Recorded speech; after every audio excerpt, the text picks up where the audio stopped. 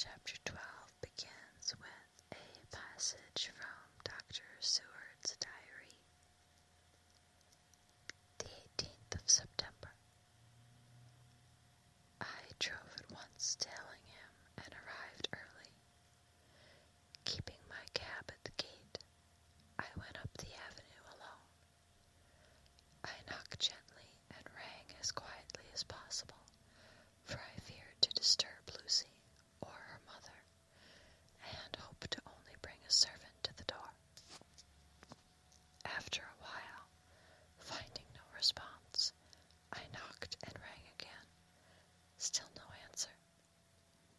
I cursed the laziness of the servants that they should lie abed at such an hour, for it was now 10 o'clock, and so rang and knocked again, but more impatiently, but still without response.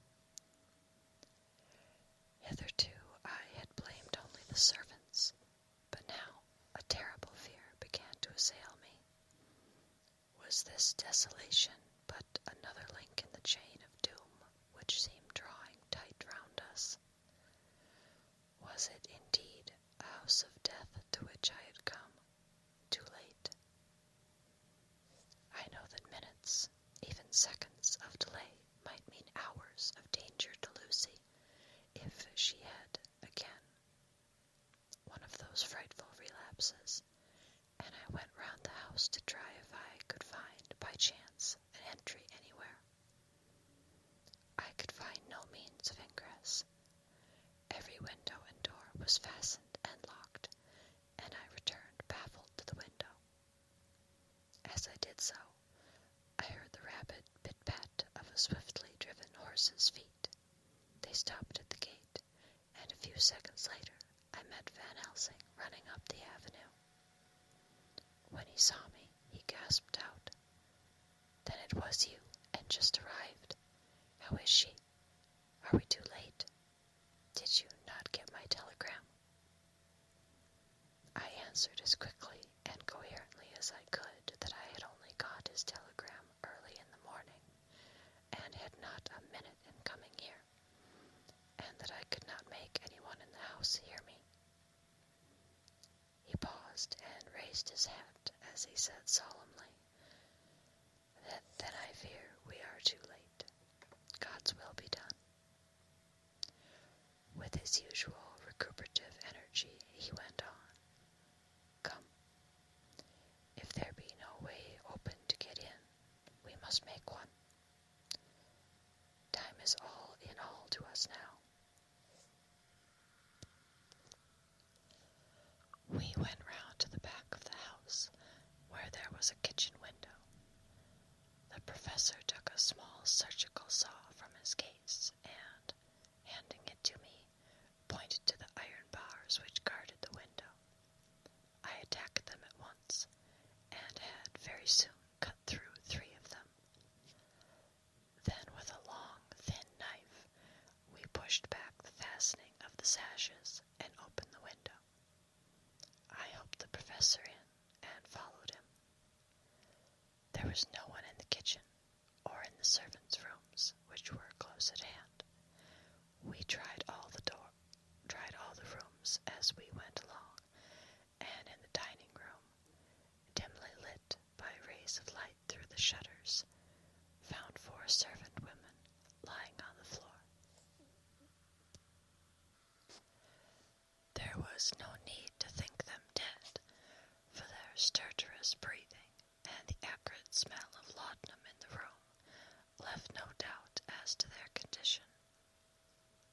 Van Helsing and I looked at each other, and as we moved away, he said, "We can attend to them later." Then we ascended to Lucy's room. For an instant or two we paused at the door to listen, but there was no sound that we could hear. With white faces and trembling hands, we opened the door gently and entered the room. How shall I describe what we saw? On the bed lay 2 women, Lucy and her mother. The latter lay farthest in, and she was covered with a white sheet. The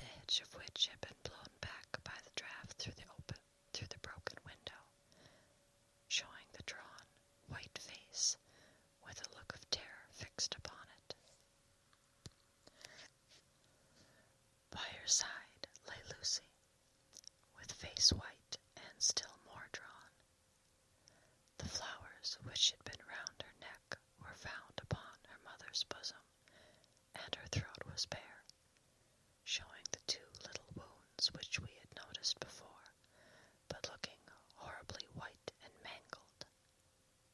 Without a word, the professor bent over the bed, his head almost touching poor Lucy's breast. Then he gave a quick turn of his head, as of one who listens, and, leaping to his feet, he cried out to me, "It is not yet too late.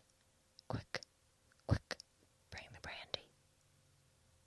I flew downstairs and returned with it, taking care to smell and taste it, lest it too were drugged like the decanter of sherry which I found on the table.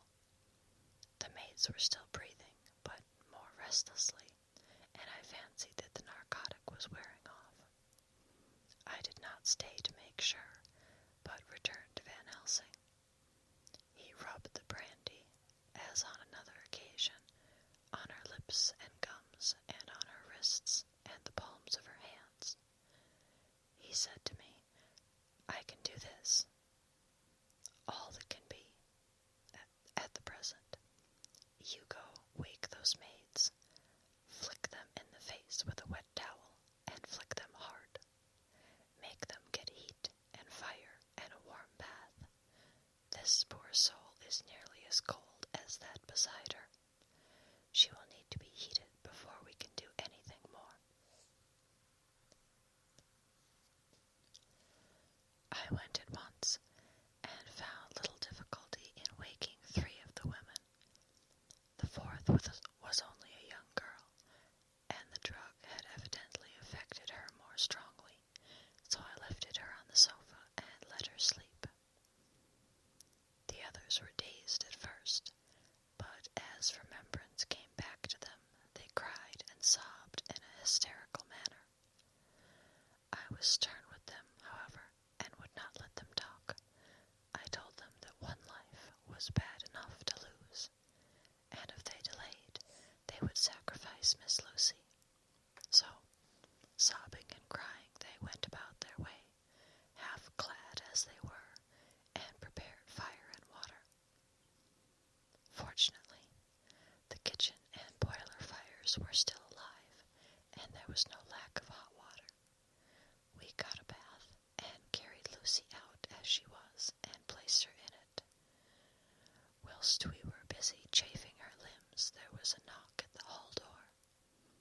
One of the maids ran off, hurried on some more clothes, and opened it. Then she returned, and whispered to us that there was a gentleman who had come with a message from Mr. Holmwood. I bade her simply tell him that he must wait, for we could see no one now. She went away with the message, and, engrossed with our work, I clean forgot all about him. I never saw in all my experience the professor work in such deadly earnest.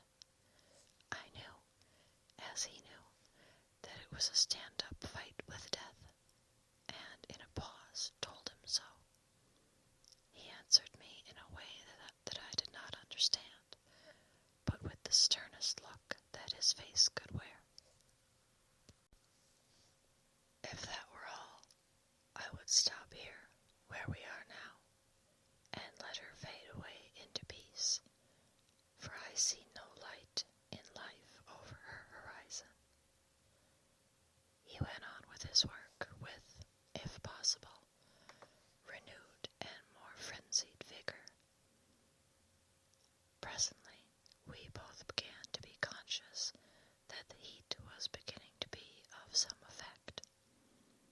Lucy's heart beat a trifle more audibly to the stethoscope, and her lungs had a perceptible movement. Van Helsing's face almost beamed, and as we lifted her from the bath and rolled her in a hot sheet to dry her, he said to me, "The first gain is ours. Check to the king." We took Lucy into another room, which had by now been prepared, and laid her in bed,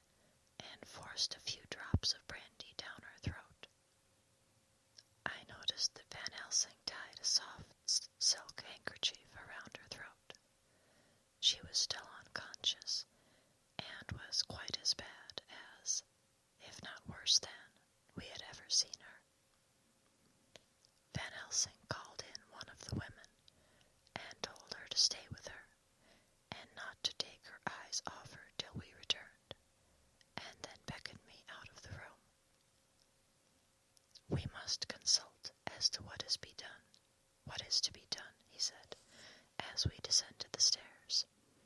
In the hall, he opened the dining room door, and we passed in, he closing the door carefully behind him.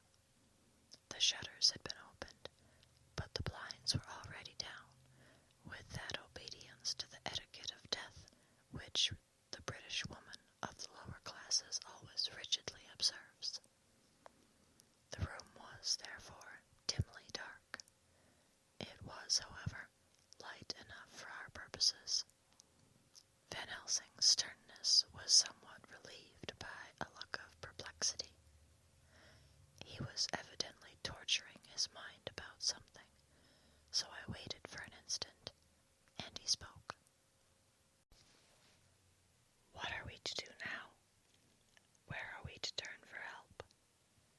We must have another transfusion of blood, and that soon, or that poor girl's life won't be worth an hour's purchase. You are exhausted already. I am exhausted too. I fear to trust those women, even if they would have courage to submit. What are we to do for someone who will open his veins for her? What's the matter with me, anyhow?" The voice came from the sofa across the room, and its tones brought relief and joy to my heart, for they were those of Quincy Morris. Van Helsing started angrily at the first sound, but his face softened, and a glad look came into his eyes as I cried out, "Quincy Morris," and rushed towards him with outstretched hands. "What brought you here?" I cried as our hands met. "I guess art is the cause." He handed me a telegram. "Have not heard from Seward for 3 days, and am terribly anxious. Cannot leave. Father still in same condition. Send me word how Lucy is. Do not delay. Homewood." I think I came just in the nick of time. You know you have only to tell me what to do. Van Helsing strode forward and took his hand, looking him straight in the eyes as he said, "A brave man's blood is the best thing on this earth when a woman is in trouble. You're a man, and no mistake. Well, the devil may work against us for all he's worth, but God sends us men when we want them." Once again we went through that ghastly operation. I have not the heart to go through with the details.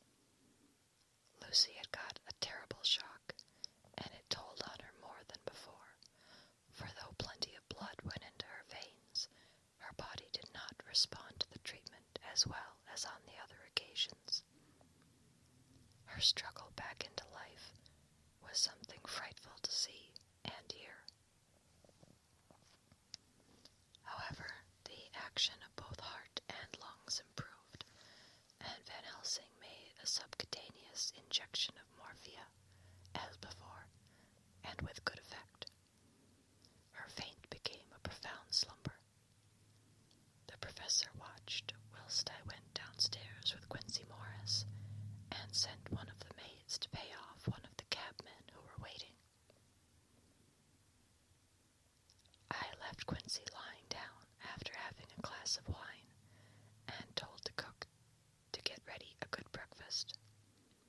Then a thought struck me, and I went back to the room where Lucy now was.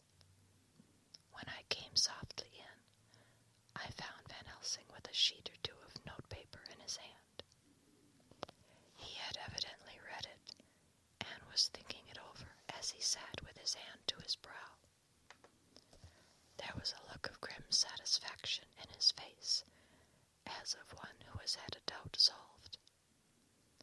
He handed me the paper, saying only, "It dropped from Lucy's breast when we carried her to the bath."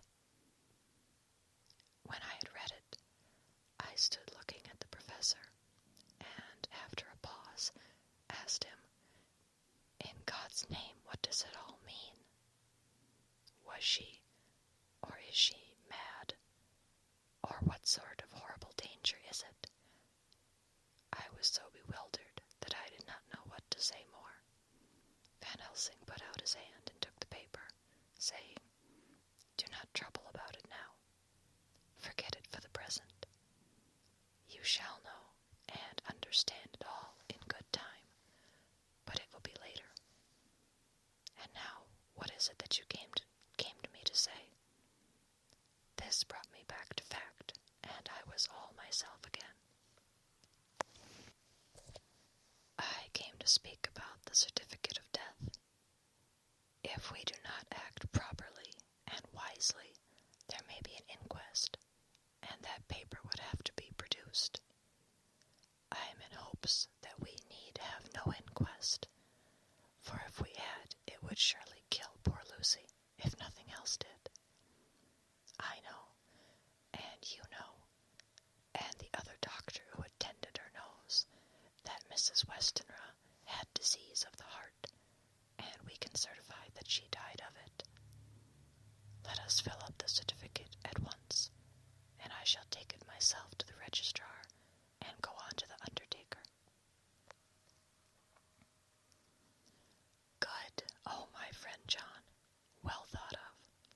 Truly Miss Lucy, if she be sad in the foes that beset her, is at least happy in the friends that love her. 1, 2, 3, all open their veins for her, besides one old man. Ah, yes, I know, friend John, I am not blind. I love you all the more for it. Now go." In the hall I met Quincy Morris with a telegram for Arthur telling him that Mrs. Westenra was dead, that Lucy also had been ill, but was now going on better, and that Van Helsing and I were with her. I told him where I was going, and he hurried me out, but as I was going said, "When you come back, Jack, may I have 2 words with you all to ourselves?"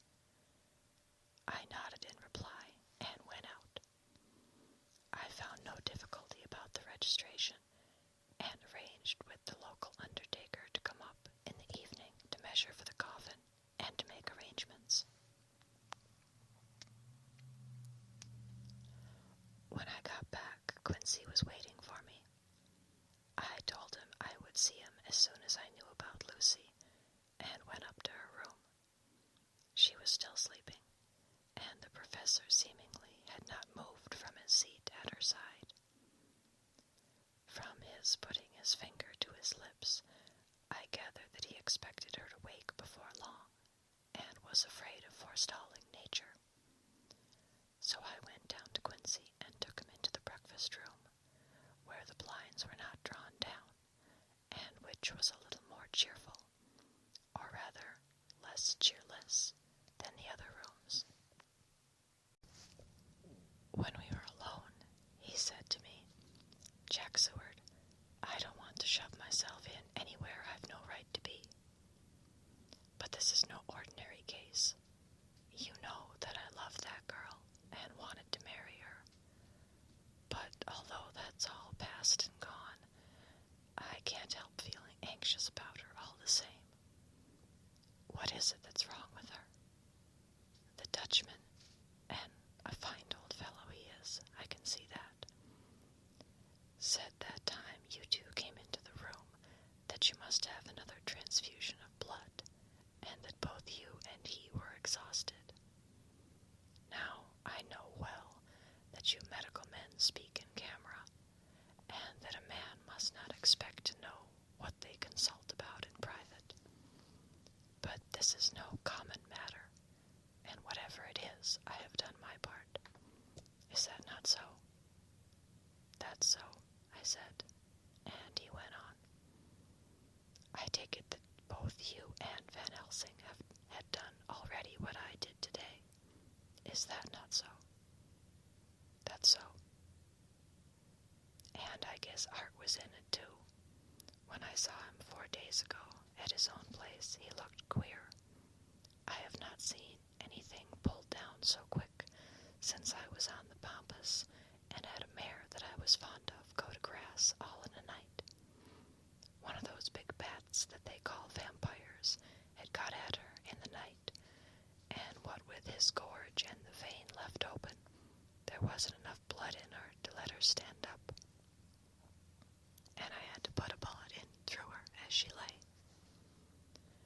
Jack, if you may tell me without betraying confidence, Arthur was the first. Is that not so? As he spoke, the poor fellow looked terribly anxious. He was in a torture of suspense regarding the woman he loved, and his utter ignorance of this terrible mystery which seemed to surround her intensified his pain. His very heart was breaking, and it took all the manhood of him, and there was a royal lot of it too, to keep him from breaking down. I paused before answering, for I felt that I must not betray anything which the professor wished kept secret. But already he knew so much, and guessed so much, that there could be no reason for not answering. So I answered in the same phrase, "That's so." "And how long has this been going on?" "About 10 days. 10 days?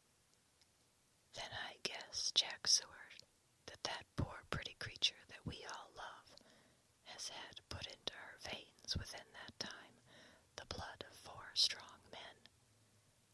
Man alive, her whole body wouldn't hold it." Then, coming close to me, he spoke in a fierce half-whisper. "What took it out?" I shook my head. "That," I said, "is the crux. Van Helsing is simply frantic about it, and I am at my wit's end. I can't even hazard a guess. There has been a series of little circumstances which have thrown out all our calculations as to Lucy being properly watched, but these shall not occur again. Here we stay until all be well or ill." Quincy held out his hand. "Count me in," he said. "You and the Dutchman will tell me what to do, and I'll do it." When she woke late in the afternoon, Lucy's first movement was to feel in her breast, and, to my surprise, produce the paper which Van Helsing had given me to read. The careful professor had replaced it where it had come from, lest on waking she should be alarmed. Her eyes then lit on Van Helsing, and on me too, and gladdened. Then she looked round the room, and, seeing where she was, shuddered. She gave a loud cry, and put her poor thin hands before her pale face. We both understood what was meant, that she had realized to the full her mother's death. So we tried what we could to comfort her. Doubtless sympathy eased her somewhat, but she was very low in thought and spirit, and wept silently and weakly for a long time. We told her that either or both of us would now remain with her all the time, and that seemed to comfort her. Towards dusk she fell into a doze. Here a very odd thing occurred. Whilst still asleep, she took the paper from her breast and tore it in two. Van Helsing stepped over and took the pieces from her. All the same, however, she went on with the action of tearing, as though the material were still in her hands. Finally, she lifted her hands and opened them, as though scattering the fragments. Van Helsing seemed surprised, and his brows gathered as if in thought, but he said nothing.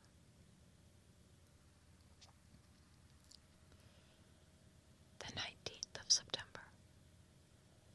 All last night she slept fitfully, being always afraid to sleep, and something weaker when she woke from it. The professor and I took in turns to watch, and we never left her for a moment unattended. Quincy Morris said nothing about his intention, but I knew that all night long he patrolled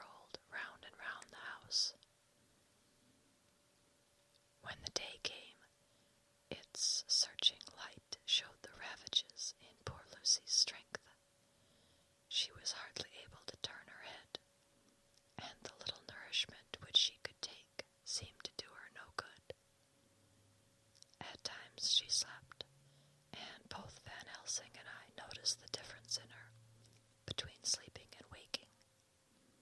Whilst asleep, she looked stronger, although more haggard, and her breathing was softer. Her open mouth showed the pale gums drawn back from the teeth, which looked positively longer and sharper than usual. When she woke, the softness of her eyes evidently changed the expression, for she looked her own self, although a dying one. In the afternoon she asked for Arthur, and we telegraphed for him. Quincy went off to meet him at the station. When he arrived, it was nearly 6 o'clock, and the sun was setting full and warm, and the red light streamed in through the window and gave more color to the pale cheeks. When he saw her, Arthur was simply choking with emotion, and none of us could speak. In the hours that had passed, the fits of sleep, or the comatose condition that passed for it, had grown more frequent, so that the pauses when conversation was possible were shortened. Arthur's presence, however, seemed to act as a stimulant. She rallied a little, and spoke to him more brightly than she had done since we arrived. He too pulled himself together, and spoke as cheerily as he could, so that the best was made of everything. It is now nearly 1 o'clock, and he and Van Helsing are sitting with her. I am to relieve them in a quarter of an hour, and I am entering this on Lucy's phonograph. Until 6 o'clock they are to try to rest. I fear that tomorrow will end our watching, for the shock has been too great. The poor child cannot rally. God help us all. And next we have a letter from Mina Harker to Lucy Westenra, unopened by her, the 17th of September. My dearest Lucy, it seems an age since I heard from you, or indeed since I wrote.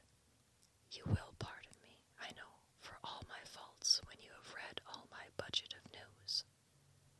Well, I got my husband back all right.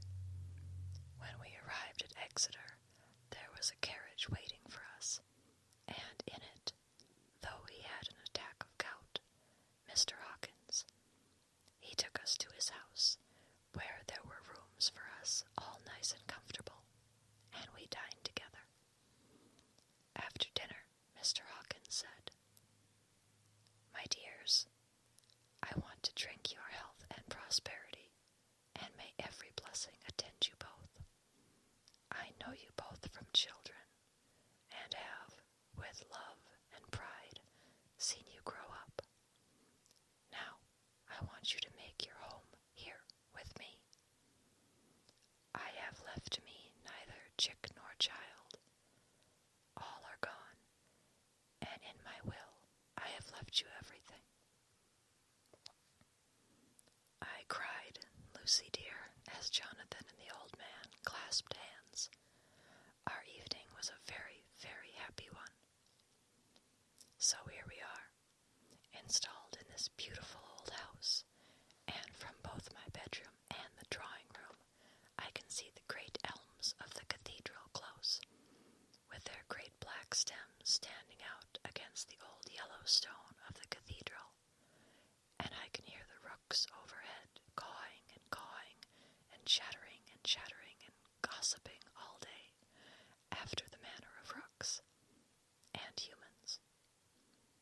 I am busy, I need not tell you, arranging things and housekeeping.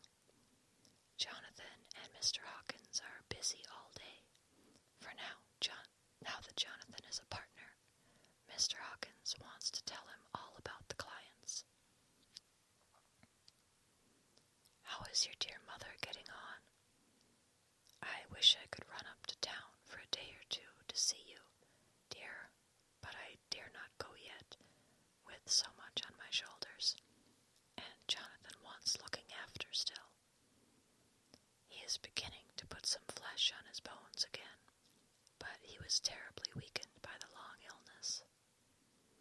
Even now, he sometimes starts out of his sleep in a sudden way, and wakes all trembling until I can coax him back to his usual placidity. However, thank God, these occasions grow less frequent as the days go on, and they will, in time, pass away altogether, I trust. And now I have told you my news, let me ask yours. When are you to be married, and where, and who is to perform the ceremony, and what are you going to wear, and is it to be a public or private wedding? Tell me all about it, dear. Tell me about everything, for there is nothing which interests you which will not be dear to me. Jonathan asks me to send his respectful duty, but I do not think that is good enough from the junior partner of the important firm Hawkins and Harker. And so, as you love me, and he loves me, and I love you with all the moods and tenses of the verb, I send you simply his love instead. Goodbye, my dearest Lucy, and blessings on you. Yours, Mina Harker. And now another letter.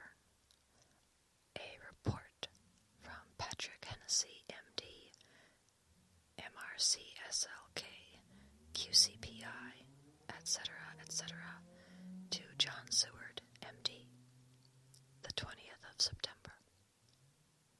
My dear sir, in accordance with your wishes, I enclose report of the conditions of everything left in my charge. With regard to patient Renfield, there is more to say. He has had another outbreak, which might have had a dreadful ending, but which, as it fortunately happened, was unattended with any unhappy results. This afternoon, a carrier's cart with 2 men made a call at the empty house whose grounds abut on ours, the house to which, you will remember, the patient twice ran away.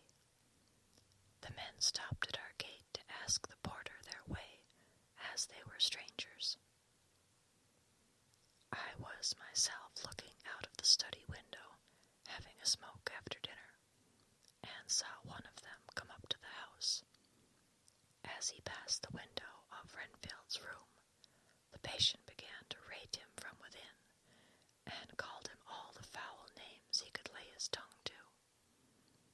The man, who seemed a decent enough fellow, contented himself by telling him to shut up for a foul-mouthed beggar, whereupon our man accused him of robbing him and wanting to murder him, and said that he would hinder him if he were to swing for it.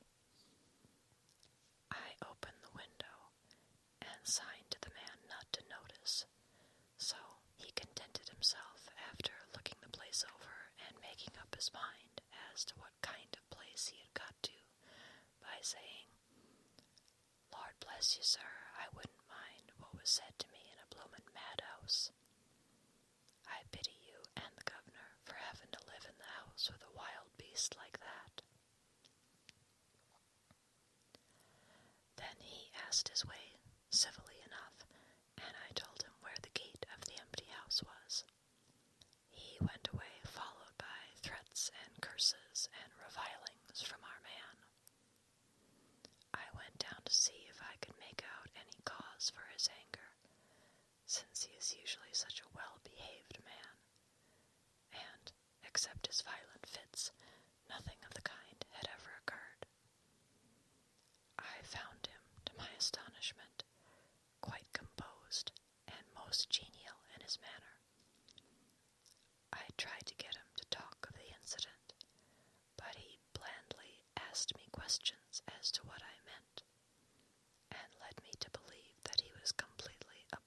cause of the affair. It was, I am sorry to say, however, only another instance of his cunning, for within half an hour I heard of him again. This time he had broken out through the window of his room and was running down the avenue. I called to the attendants to follow me and ran after him, for I feared he was intent on some mischief. My fear was justified when I saw the same cart which had passed before coming down the road, having on it some great wooden boxes. The men were wiping their foreheads, and were flushed in the face, as if with violent exercise. Before I could get up to him, the patient rushed at them, and, pulling one of them off the cart, began to knock his head against the ground. If I had not seized him just at the moment, I believe he would have killed the man there and then. The other fellow jumped down and struck him over the head with the butt end of his heavy whip. It was a horrible blow, but he did not seem to mind it, but seized him also, and struggled with the three of us, pulling us to and fro as if we were kittens. You know that I am no lightweight, and the others were both burly men. At first he was silent in his fighting, but as we began to master him, and the attendants were putting a strait waistcoat on him, he began to shout, "I'll frustrate them. They shan't rob me. They shan't murder me by inches. I'll fight for my lord and master," and all sorts of similar incoherent ravings. It was with very considerable difficulty that they got him back to the house and put him in the padded room. One of the attendants, Hardy, had a finger broken. However, I set it all right, and he is going on well. The two carriers were, at first, loud in their threats of actions for damages, and promised to rain all the penalties of the law on us. Their threats were, however, mingled with some sort of indirect apology for the defeat of the two of them by a feeble madman.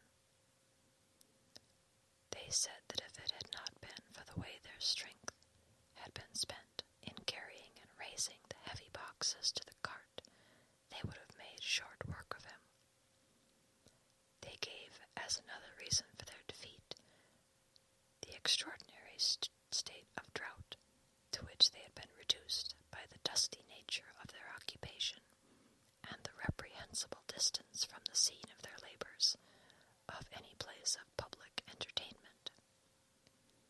I quite understood their drift, and after a stiff glass of strong grog, or rather more of the same, and with each a sovereign in hand, they made light of the attack, and swore that they would encounter a worse madman any day for the pleasure of meeting so bloomin' good a bloke as your correspondent. I took their names and addresses, in case they might be needed. They are as follows: Jack Smollett, of Dudding's Rents, King George's Road, Great Walworth, and Thomas Snelling, Peter Farley's Row, Guide Court, Bethnal Green. They are both in the employment of Harrison Sons, Moving and Shipment Company, Orange Master's Yard, Soho. I shall report to you any matter of interest occurring here, and shall wire you at once if there is anything of importance. Believe me, dear sir, yours faithfully, Patrick Hennessy. And now we have another letter from Mina Harker to Lucy Westenra, unopened by her. The 18th of September. My dearest Lucy, such a sad blow has befallen us. Mr. Hawkins has died so sad for us, but we had both come to so love him that it really seems as though we had lost a father.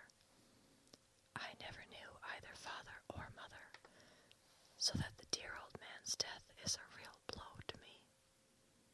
Jonathan is greatly distressed. It is not only that he feels sorrow, deep sorrow, for the dear good man who has befriended him all his life, and now at the end has treated him like his own son, and left him a fortune to which people of our modest bringing up is wealth beyond the dream of avarice. But Jonathan feels it on another account. He says the amount of responsibility which it puts upon him makes him nervous. He begins to doubt himself. I try to cheer him up, and my belief in him helps him to have a belief in himself. But it is here that the grave shock that he experienced tells upon him the most. Oh, it is too hard that a sweet, simple, noble, strong nature such as his, a nature which enabled him, by our dear good friend's aid, to rise from clerk to master in a few years, should be so injured that the very essence of its strength is gone. Forgive me, dear, if I worry you with my troubles in the midst of your own happiness, but, Lucy, dear, I must tell someone, for the strain of keeping up a brave and cheerful appearance to Jonathan tries me, and I have no one here that I can confide in. I dread coming up to London, as we must do that day after tomorrow, for poor Mr. Hawkins left in his will that he was to be buried in the grave with his father. As there are no relations at all, Jonathan will have to be chief mourner. I shall try to run over to see you, dearest, if only for a few minutes. Forgive me for troubling you. With all blessings, your loving Mina Harker.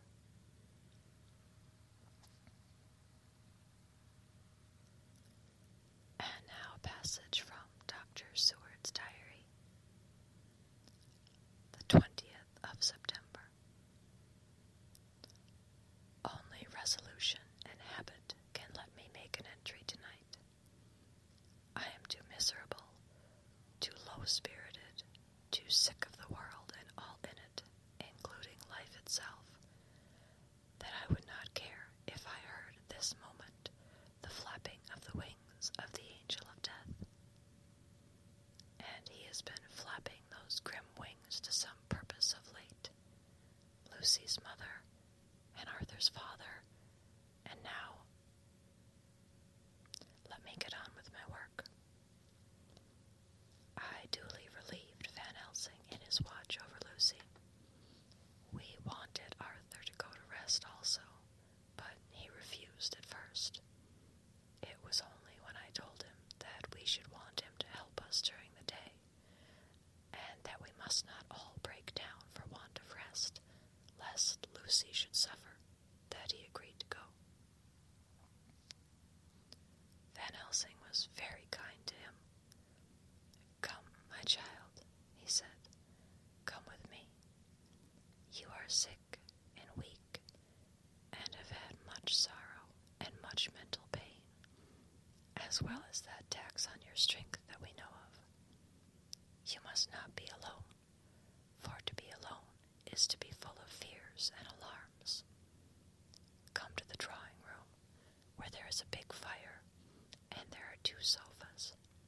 You shall lie on one, and I on the other, and our sympathy will be comfort to each other, even though we do not speak, and even if we sleep." Arthur went off with him, casting back a longing look on Lucy's face, which lay on her pillow, almost whiter than the lawn. She lay quite still, and I looked around the room to see that all was as it should be. I could see that the professor had carried out in because of using the garlic. The whole of the window sashes reeked with it, and round Lucy's neck, over the silk handkerchief which Van Helsing made her keep on, was a rough chaplet of the same odorous flowers. Lucy was breathing somewhat stertorously, and her face was at its worst, for the open mouth showed the pale gums. Her teeth, in the dim, uncertain light, seemed longer and sharper than they had been in the morning. In particular, by some trick of the light, the canine teeth looked longer and sharper than the rest. I sat down beside her, and presently she moved uneasily. At the same moment there came a sort of dull flapping or buffeting at the window. I went over to it softly, and peeped out by the corner of the blind. There was a full moonlight, and I could see that the noise was made by a great bat, which wheeled around, doubtless attracted by the light, although so dim, and every now and again struck the window with its wings. When I came back to my seat, I found that Lucy had moved slightly, and had torn away the garlic flowers from her throat. I replaced them as well as I could, and sat watching her. Presently she awoke, and I gave her food, as Van Helsing had prescribed. She took but a little, and that languidly. There did not seem to be with her now the unconscious struggle for life and strength that had hitherto so marked her illness. It struck me as curious that the moment she became conscious, she pressed the garlic flowers close to her. It was certainly odd that whenever she got into that lethargic state, with the stertorous breathing, she put the flowers from her, but that when she waked, she clutched them close. There was no possibility of making any mistake about this, for in the long hours that followed, she had many spells of sleeping and waking, and repeated both actions many times. At 6 o'clock Van Helsing came to relieve me. Arthur had then fallen into a doze, and he mercifully let him sleep on. When he saw Lucy's face, I could hear the hissing indraw of breath, and he said to me in a sharp whisper, "Draw up the blind. I want light." Then he bent down, and, with his face almost touching Lucy's, examined her carefully. He removed the flowers and lifted the silk handkerchief from her throat. As he did so, he started back, and I could hear his ejaculation, "Mein Gott!" As it was smothered in his throat, I bent over and looked too, and as I noticed, some queer chill came over me. The wounds on the throat had absolutely disappeared. For fully 5 minutes Van Helsing stood looking at her, with his face at its sternest. Then he turned to me and said, calmly, "She is dying. It will not be long now. It will be much difference, mark me, whether she dies conscious or in her sleep. Wake that poor boy, and let him come and see the last. He trusts us, and we have promised him." I went to the dining room and waked him. He was dazed for a moment, but when he saw the sunlight streaming in through the edges of the shutters, he thought he was late, and expressed his fear. I assured him that Lucy was still asleep, but told him, as gently as I could, that both Van Helsing and I feared that the end was near.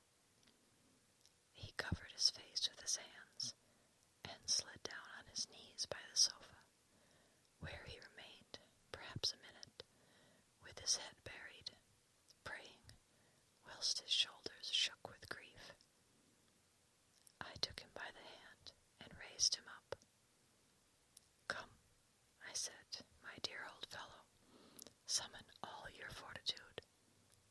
It will be best and easiest for her." When we came into Lucy's room, I could see that Van Helsing had, with his usual forethought, been putting matters straight and making everything look as pleasing as possible.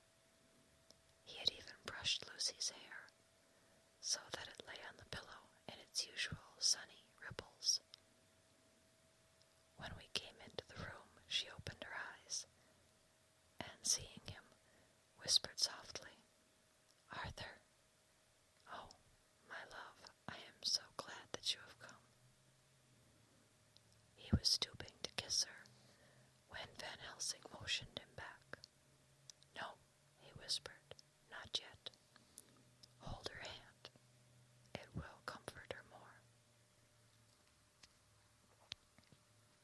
So Arthur took her hand and knelt beside her, and she looked her best, with all the soft lines matching the angelic beauty of her eyes. Then, gradually, her eyes closed, and she sank to sleep. For a little bit her breast heaved softly, and her breath came and went like a tired child's. And then, insensibly, there came the strange change which I had noticed in the night. Her breathing grew stertorous, the mouth opened, and the pale gums, drawn back, made the teeth look longer and sharper than ever. In a sort of sleep-waking, vague, unconscious way, she opened her eyes, which were now dull and hard at once, and said in a soft, voluptuous voice, such as I had never heard from her lips, "Arthur, oh my love, I am so glad you have come. Kiss me." Arthur bent eagerly over to kiss her, but at that instant Van Helsing, who, like me, had been startled by her voice, swooped upon him, and, catching him by the neck with both hands, dragged him back with a fury of strength which I never thought he could have possessed, and actually hurled him almost across the room. "Not on your life," he said, "not for your living soul and hers." And he stood between them like a lion at bay. Arthur was so taken aback that he did not, for a moment, know what to do or say, and before any impulse of violence could seize him, he realized the place and the occasion, and stood silent, waiting. I kept my eyes fixed on Lucy, as did Van Helsing, and we saw a spasm, as of rage, flit like a shadow over her face. The sharp teeth clamped together. Then her eyes closed, and she breathed heavily.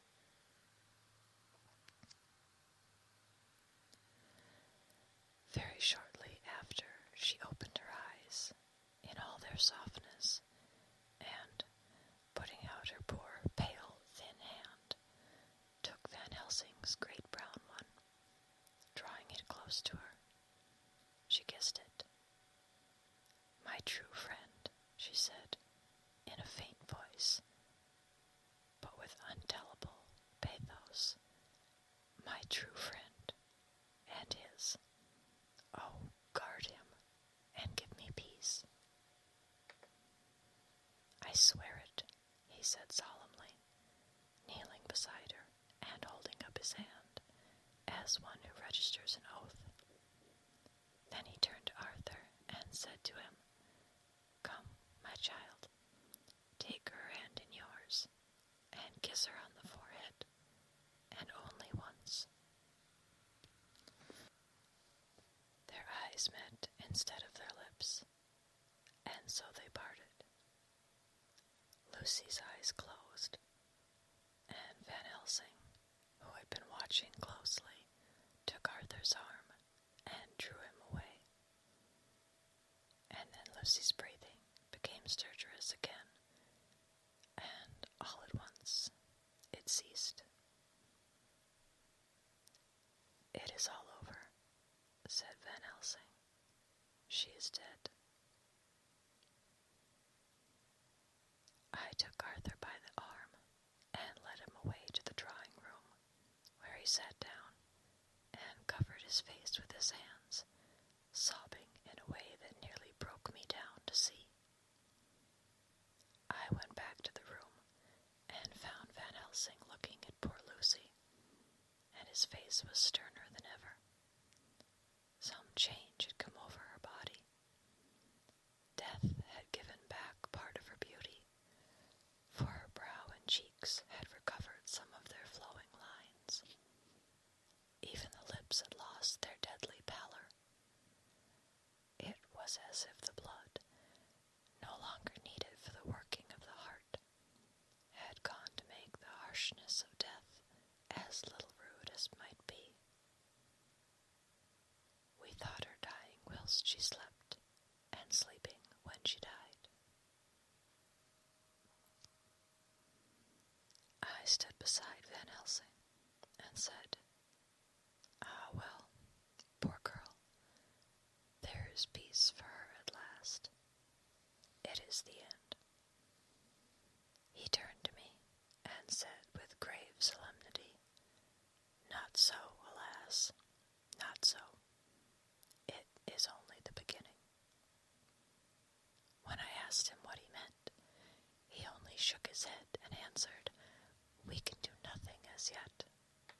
Wait and see." And that's the end